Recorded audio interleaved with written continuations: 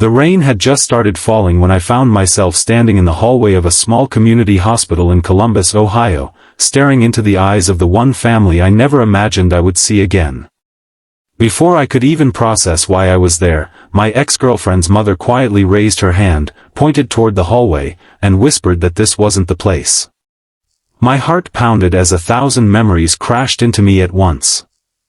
I leaned closer and asked the only question I could think of. If not here, then where?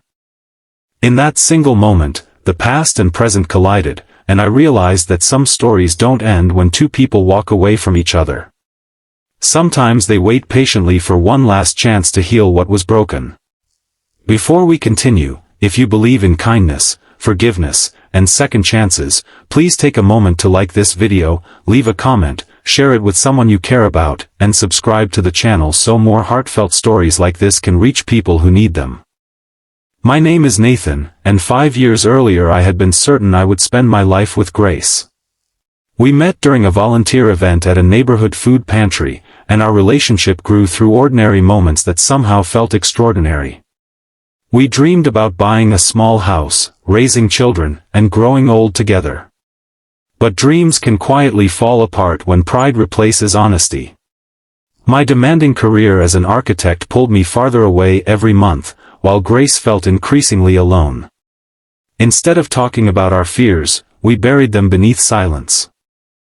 Small misunderstandings became painful arguments, and eventually we convinced ourselves that walking away was easier than fighting for each other. The breakup wasn't dramatic. It was heartbreakingly quiet, the kind that leaves two people wondering for years what they could have done differently. Life carried us in separate directions. I accepted projects across several states and poured myself into work, believing success would eventually fill the emptiness inside me. It never did. Every achievement felt strangely hollow because there was no one waiting to celebrate beside me. Friends encouraged me to move on, but some part of my heart remained frozen in the memories of the woman who had once believed in me more than anyone else. One rainy afternoon, I received a phone call from an unfamiliar number. The trembling voice belonged to Grace's mother, Margaret. She explained that Grace's father, Richard, had suffered a serious heart attack and had been rushed to the hospital. She didn't ask me to come. She simply thought I deserved to know because Richard had always considered me family. I hesitated for only a moment before driving 3 hours through heavy rain. Walking into that hospital felt like stepping back into another lifetime. Margaret looked older than I remembered, but her eyes still carried the same warmth. She gently motioned away from the crowded waiting area because she didn't want Grace to see me before she had prepared her. We walked toward a quiet corner near a chapel where the sounds of the hospital faded into silence. There she admitted something that completely changed my understanding of the past. Grace had never stopped caring about me. She had simply believed my career mattered more than our future together, and she refused to stand in the way of my dreams. Instead of fighting to keep me close, she sacrificed her own happiness because she thought it was the loving thing to do. Those words shattered every assumption I had carried for years. All this time I believed she had stopped loving me, while she had been protecting me from choosing between ambition and family. I realized how easily two people can lose everything when they stop sharing the truth hidden inside their hearts. A little while later, Grace walked slowly into the chapel.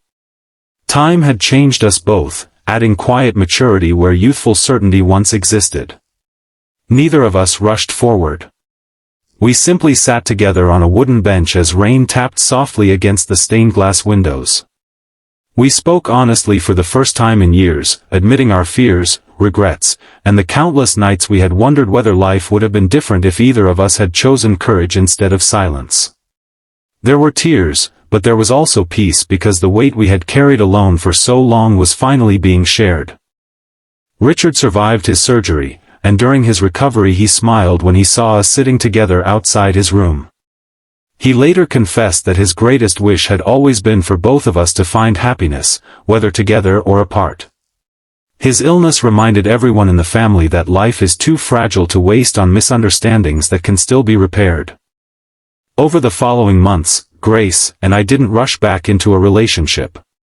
We rebuilt something much more valuable than romance. We rebuilt trust. We spent weekends volunteering again at the same food pantry where our story had first begun. We learned to communicate without hiding behind pride. Slowly, friendship became love once more, but this time it rested on honesty instead of assumptions.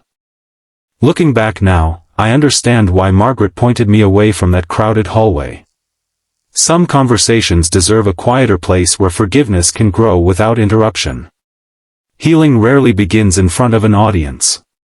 It begins when two hearts finally decide to tell each other the truth. Special request: before the story ends, tell us in the comments, have you ever been given a second chance by someone you thought was gone forever? Today, Grace and I are married, and every anniversary we visit that little hospital chapel, not because it reminds us of pain, but because it reminds us that hope can appear in the most unexpected places. Whenever life becomes difficult, we remember that rainy afternoon and the hallway where everything almost remained unsaid forever. The greatest miracle wasn't surviving heartbreak. It was discovering that love sometimes waits patiently for people to become brave enough to return. If this story touched your heart, please like this video, leave your thoughts in the comments, share it with someone who needs hope today, and subscribe to the channel. Your support helps these stories of kindness, forgiveness, and second chances reach people who may be waiting for the encouragement they need.